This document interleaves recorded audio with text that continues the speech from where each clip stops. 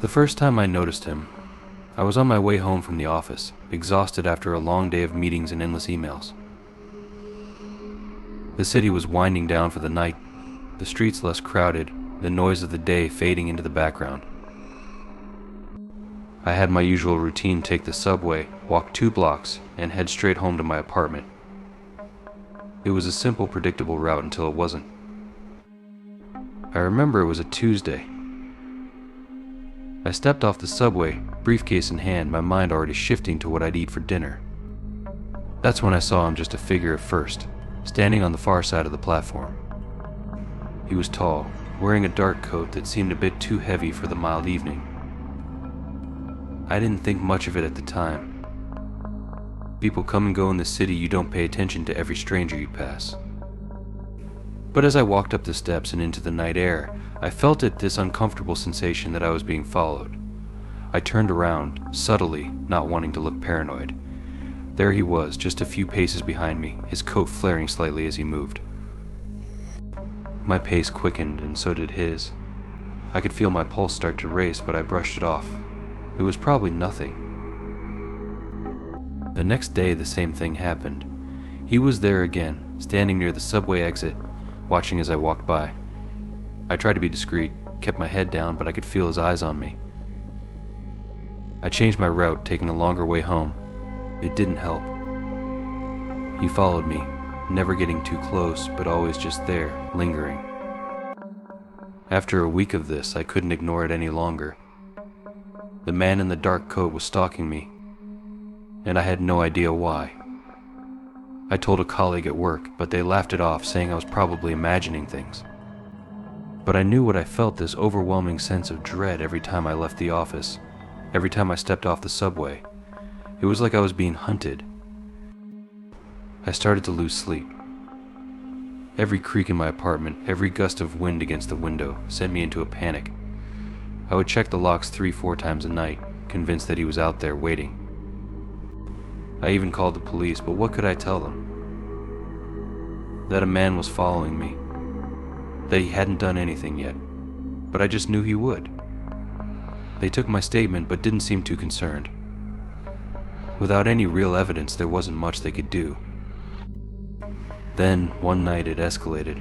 I was coming home later than usual, the streets almost deserted. As I neared my building, I felt that familiar prickling on the back of my neck. I turned around, and there he was, closer than he'd ever been before. His face was obscured by the shadows, but I could see his eyes, cold and unblinking, fixed on me. I ran. I didn't care how it looked. I sprinted the last block to my apartment, fumbling with my keys, barely getting the door shut before I heard footsteps approaching. I pressed my back against the door, trying to catch my breath, listening intently for any sound. But there was nothing, just the deafening silence of the hallway. I stayed up all night, sitting by the door with a kitchen knife in my hand, waiting for something to happen. But nothing did.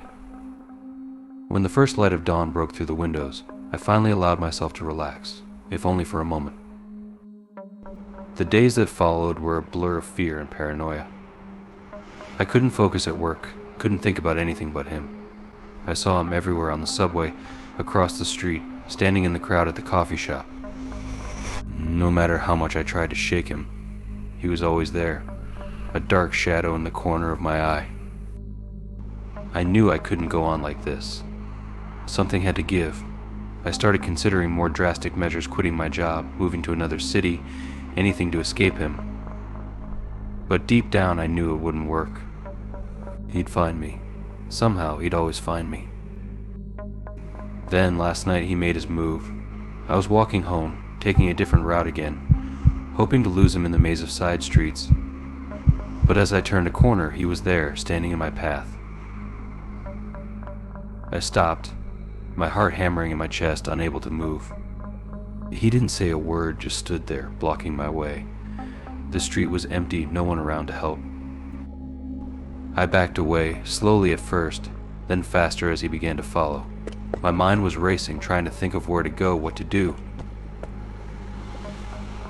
I turned and ran, not caring where I ended up, just needing to get away.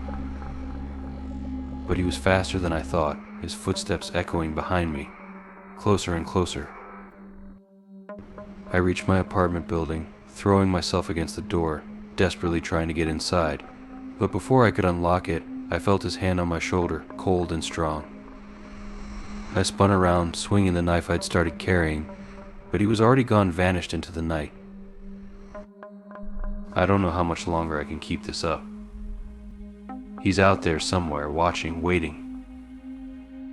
I can't escape him, no matter what I do, no matter where I go. He's always just a step behind me. A shadow that won't let go.